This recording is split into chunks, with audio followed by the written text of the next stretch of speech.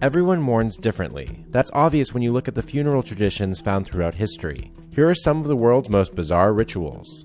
Tibetan Buddhists practice something known as sky burials. The deceased family member is taken to a mountain to be exposed to the elements and/or to be eaten by animals, particularly birds. While this might seem strange to people in the Western world, it makes sense for Buddhists. They believe that the spirit moves on and therefore there is no need to preserve the body.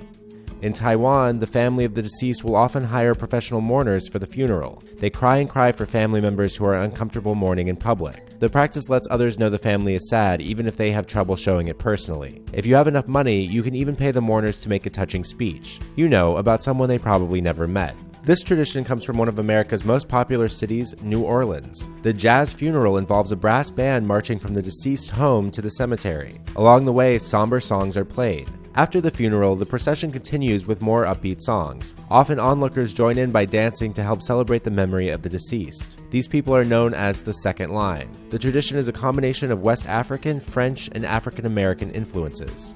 The Bo people, an ethnic minority who formerly lived in southwestern China, practiced suspended burials. It's exactly what it sounds like. Coffins were placed along cliffs and in caves above a river. However, some were placed on planks extending from the cliff face. Unfortunately, the Bo people are pretty much gone, so we don't know why their dead were interred this way.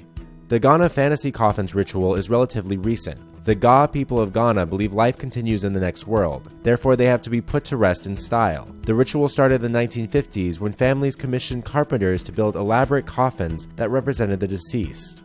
Totem poles are a familiar symbol of Native Americans of the Pacific Northwest, particularly the Haida people. They take on a new meaning after a death, though. Most deceased Haida were thrown into a mass grave, which is pretty grim, but the rituals surrounding the death of a chief, shaman, or warrior were more complicated. The body was put into a box, then put atop a mortuary totem pole in front of the deceased's home. The carved icons were thought to act as guardians in the afterlife.